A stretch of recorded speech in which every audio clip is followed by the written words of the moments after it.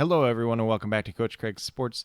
This is the fourth episode of my NFL Draft Grade series. Today, we'll be looking at the NFC East. And if you're not familiar with these videos, if you haven't seen any of them at all so far, I would recommend going back and watching the other three that I did so far for all the other three NFC divisions. But essentially, what I'll be doing is going team by team, pick by pick. I'll be giving a letter grade for each individual pick, A, B, C, D, or F. I do not do the whole plus minus thing if that's something you're into. If there was like something that was kind of borderline where it might be like a plus or a minus, I will mention that as well, though. And then once I'm done doing all the individual grades, I'll give the overall grade for the team. So I don't have the overall grade up there to start with, just so you guys have to watch and not have any preconceived notions before I talk about each individual pick. So we're going to start off with the Dallas Cowboys. We got Tyler Smith, offensive lineman out of Tulsa. Mainly played left tackle at Tulsa. Kind of a project, super raw. He's an end of the second round pick for me, so it was a little bit of reach here, but it is the position I need. They're probably going to play him inside at guard year one and then hopefully develop him into a tackle in time. So I did give that pick a C overall. It was kind of a tough spot for the Cowboys, honestly, because the top two guards were already off the board, so you kind of had to get into like this creative territory, and guards kind of kept getting reached on. You look seeing it with Tyler Smith. Seen it with the Patriots with Cole Strange, and then there was another one in the second round that was kind of like that too. So I definitely don't fault them. This is a pick that could end up good in time, or it could just end up being, maybe an average starting NFL lineman at guard. Let's put it that way to start with. And then in the second round, they took Sam Williams, defensive end out of Ole Miss. I gave this pick a B. Obviously, it addresses a position in need with Randy Gregory moving on. I know they drafted Golston last year, but he's more of a run stuffer. So it might end up being Sam Williams is brought in on passing downs to rush the passer and everything like that. There are some character concerns there going back to his early days at Ole Miss. Those charges were dropped, though, so I don't have any major concerns at this point in time. Some people had him more like a round 3 or 4 pick just because of the off-the-field stuff. And then in the third round, they went with Jalen Tolbert, wide receiver out of South Alabama. Very productive career there. However, we rarely see Sunbelt wide receivers or Sunbelt skill position players turn out at the NFL level.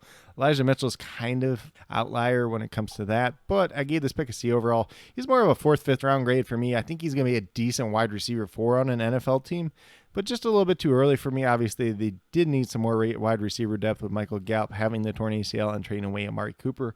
Although they did bring in James Washington, they also lost Cedric Wilson as well. But it was just a C pick for me overall, and just not one that I was super excited about at that point in time. Then in the 4th round, they took Jake Ferguson, tight end out of Wisconsin. I like this pick a lot. I gave it a B. Obviously, they could use some depth at tight end. And then they franchise tagged Dalton Schultz this year. If he doesn't come back next year, Jake Ferguson, year 2, steps in as that starting tight end. They are very similar in terms of their skill sets, in terms of what they do well, and just almost like a younger version of Dalton Schultz. So it's just a very good pick overall. Then in the 5th round, they went with Matt Waletzko. Not sure if I'm pronouncing his name right. If it is wrong, I do apologize for that. He's an offensive tackle, had a very high RAS score, developmental guy. Probably was like a 6th round pick in my opinion, so taking him a little bit early here. I gave that pick a C just because of that, but not a bad pick by any means. Then with their next 5th round pick, they went with Deron Bland, corner out of Fresno State. A guy that I'm not too familiar with. Probably more of a developmental corner, though. So I gave that pick a C. Obviously, they could use more depth there. So they had some guys that they drafted last year that just really didn't do much either. So kind of mixes in with those guys, maybe challenges them just a little bit. Not a bad pick by any means, though.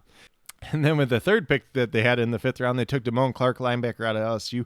A guy that was going to be a day 2 pick, obviously popped up with some medical stuff in terms of his back, his spine at the combine. Probably not going to play it all this season. Gave this pick a B as it does address some linebacker depth that the Cowboys definitely could use. Has a talented player if he's able to come back from his medical concerns. Then with the last pick that they had in the 5th round, they took John Ridgeway, defensive tackle out of Arkansas.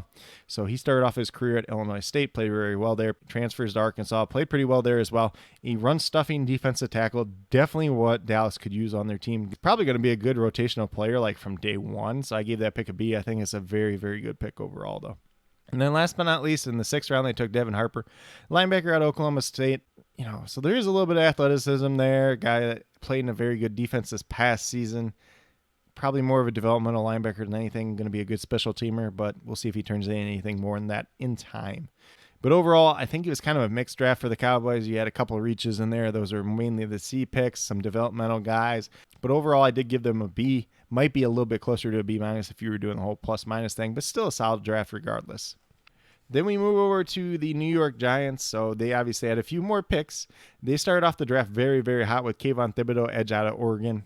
I gave this pick an A. Obviously, they need another pass rusher besides Azeez Ojulari, who was my favorite edge prospect last year. And he had a very, very productive rookie year. So that was obviously promising. Now you have him and Kayvon Thibodeau. You got two guys that can rush the passer together. The second pick they had in that first round drafted Evan Neal, offensive tackle out of Alabama. Very good pick here. Probably going to keep Andrew Thomas at left tackle. Evan Neal's played right tackle in the past at Alabama. I gave this pick an A as well. So first two picks couldn't get any better, honestly, for this New York Giants team. Then comes the second round. They draft Wan'Dale Robinson. I believe they traded up for him too as well. You had guys like Sky Moore, John Mechie that probably a little bit higher in my terms of opinions of slot wide receivers if that's what you're going for. You already have Kadarius Toney. We'll see if they trade him or not. Give this pick a D. It's just not one that I felt comfortable with at this point in time. And, there is some size concerns there. He didn't run quite as fast at the combine as you'd look for with a guy of that size. Then in the third round, they took Joshua Ezeudu. He's a guard out of North Carolina. I gave that pick a C. It was a position of need, but it was a pretty big reach. So that North Carolina offensive line did not excite me very much. Obviously, Sam Howell was running for his life most of the year because of the offensive line. And newsflash here, the Giants took two of those guys. So both those picks are going to be a C for me. The other guy, just skipping down to him real quick, Marcus McKethan. Obviously, another guard out of North Carolina. He was a C pick as well. Just not very excited about those two picks overall. And especially in the third round, you could have got a different guy there that probably offered a little bit more upside as well. We'll see how they turn out in terms of their careers, though. Then with their other third pick, they took Cordell Flott, cornerback out of LSU, a guy that was more like a day 3 pick for me. Probably going to play slot in the NFL. And they already got Darnay Holmes. They already got Aaron Robinson, who I like a lot out of UCF, who I think could really do well in this system. Maybe they bounce him to the outside, but just kind of a head scratcher there at that point in time. I think there was better corners that you could have went with. Fourth round, they took Daniel Bellinger, tight end out of San Diego State, a guy that, if you know me very well, was one of my favorite prospects in this year's class. Very good blocker, tested out well athletically, has some pretty good upside. I thought maybe he's a 5th round pick, but they took him in the 4th round. I really don't have a problem with that at this point in time, especially given the state of their tight end room, as much as I do like Caden Smith myself as well. Their other 4th round pick, they took Dean Belton, safety out of Iowa. I gave this pick a C. He was more of a 5th, 6th round pick in my opinion. Kind of that guy that played like that star position, that sub-package linebacker. It'll be very interesting to see how Wink Martindale and the staff use him going forward. He's a guy that tested out very well at the combine as well, so we'll see if that upside translates to the NFL level or not. At the very least, you got a productive special team player. Maybe you can play him in some like dime packages as well. Then in the 5th round, they took Micah McFadden, linebacker out of Indiana. Obviously, they have a pretty big need at linebacker next to Blake Martinez, who's coming off of an ACL injury.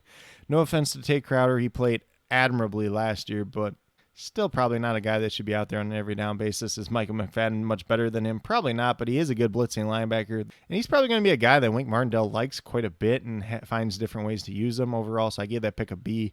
Then the next 5th round pick they took DJ Davidson, defensive lineman out of Arizona State. I gave that pick a C. He was more like a 7th round guy in my opinion, but maybe a guy that can rotate in and out along that offensive line. We already talked about the other guard there from North Carolina earlier.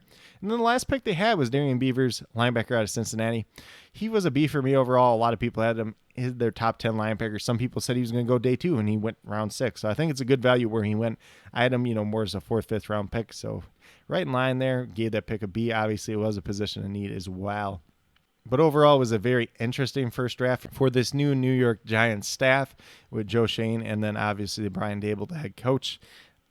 I like the way they started off in the first round. There's kind of some questionable picks in the middle there, but I do like some of the players that they did draft, and I think it's going to be interesting to see how these guys develop and how they use them overall.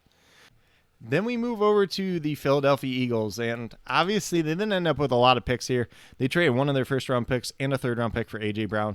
Like, that's an easy A trade if you're going by that. I'm not going completely off that just for their draft grade, but it was a major improvement to their team.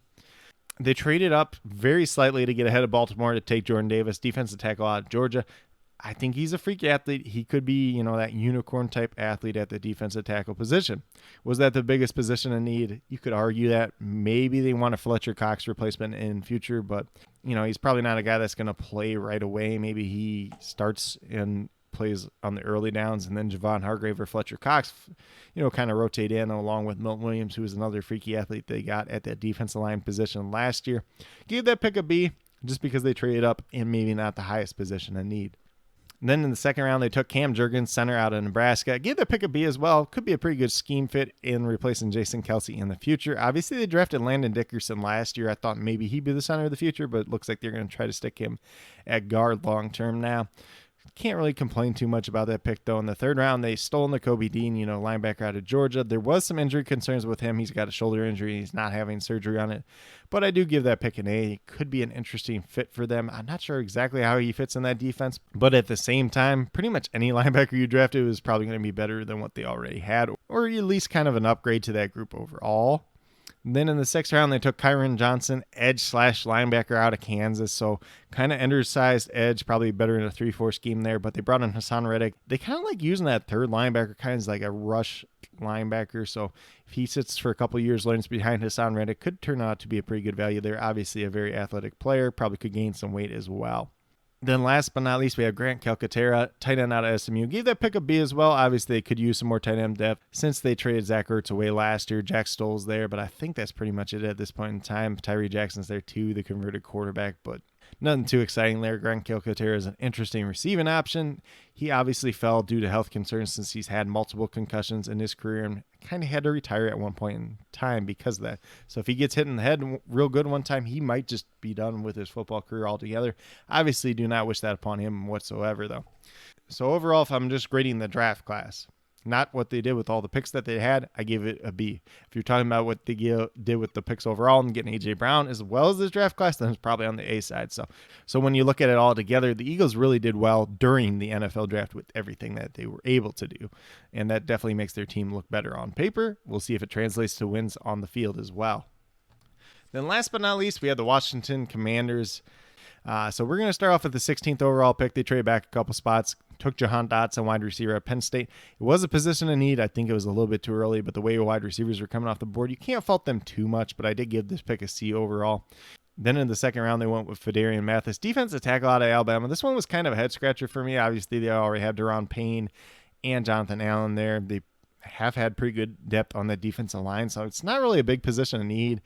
And oddly enough, they had another defensive tackle from Alabama, so not sure he's the best guy on the board. Not sure that was a big position in need, so that's why I did give it a C. Not a bad player, though, by any means. Then in the third round, they took Brian Robinson Jr., running back out of Alabama. I gave that pick a B. Some people don't like this pick, mainly because of fantasy football. When you think about it from an NFL team perspective, this is not a bad pick because you're ensuring this running back room, and Antonio Gibson has not shown the ability to stay healthy in the first 2 years. Playing banged up, a lot of the time missing games because of injury as well. So that definitely some insurance there. Obviously, they brought back J.D. McKissick as the pass catching back, but even if it's a 3-egg committee, which a lot of teams are going towards more committee approach, whether it's 2 or 3 guys with the 17-game schedule, this is not a bad pick whatsoever. Then the fourth round, they took Percy Butler, safety out of Louisiana. Maybe a guy that steps in right away and plays. Probably not what I would want for him to do. Maybe a year of development would do him some good, but B, great overall. Position of need and a guy that I do like going forward. Then in the fifth round, they added Cole Turner, tight end out of Nevada, a prospect I was very, very high on myself personally. I gave this pick a B overall. Obviously, they have Logan Thomas and John Bates. Logan Thomas might not be there long-term, but they did give him the 3-year extension, so I believe this is the second year of that extension as well. Obviously, coming off of his own injury, some depth at tight end, definitely good for this team overall. Then with their first 7th-round pick, they took Chris Paul, offensive lineman out of Tulsa. Probably plays guard at the NFL level, played a lot of right tackle at Tulsa. Had a decent Senior Bowl week. Gave this pick an A, probably a guy that I'd pick in the 5th, 6th round, and they got him in the 7th round, so definitely good value there, and adding some depth to that offensive line overall. Then last but not least, in the 7th round, they took Christian Holmes, cornerback out of Oklahoma State. Yeah, that pick a B.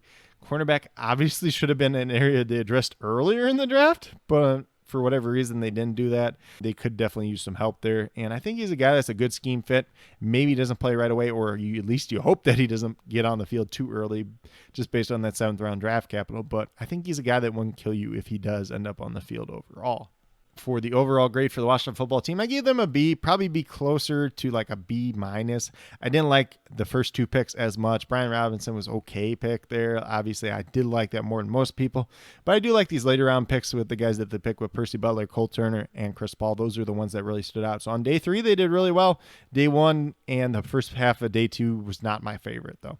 But overall, a solid class altogether. And for whatever reason, I do apologize. Sam Howell should be there in the 5th round as well. For whatever reason, I did not write him down on the slide. Sam Howell was my top-rated quarterback coming out this year. He went in the 5th round. That's an easy A pick for me. You don't know what you got in Carson Wentz. Hopefully it turns out all right, but even if you get Sam Howell in the building, you help develop him, help work on his mechanics. That could be a guy that could start for you potentially in the future, and at the very least could be a decent backup. With that being said, I was talking more about B minus. It'd probably be closer to B though. I do apologize for missing Sam Howell on the slide for whatever reason. I don't know how that happened. But with that being said, those are just my quick thoughts for each team in the NFC East as far as it goes for draft grades. Obviously, this is not the end-all, be-all. You may disagree with some of the things I said. You may agree with some of the things that I did say. And it's going to be very interesting to see how these players' careers develop. And with that being said, if there's something you agree or disagree with me on, please let me know down in the comments. Also, let me know if you're a fan of one of these 4 teams. Definitely interested in seeing all the fans out there as well. But with that being said, if you are new to my channel, please consider subscribing. Definitely would appreciate it. It helps to build the community that we're trying to build here at Coach Craig Sports, which is one that's truly for you, the viewers. In addition to these NFL draft grade videos, I do a lot of DFS work as well. Daily MLB DFS videos, a weekly USFL DFS video, and then once we get back around to the NBA and NFL regular season, I'll be doing DFS videos for those sports as well. And then with that being said, if you're a newer current subscribers yet to do so, also be sure to hit that notification bell down below. It's going to let you know every single time I post up a new video. But with that being said, that's all I have for today's video. Hopefully you all enjoyed. And then last but not least, special little shout out to each and every one of you watching today's video. I truly do appreciate you taking the time out of your day to watch this video. Definitely means a lot to me, and I hope each and every one of you has a great rest of your day.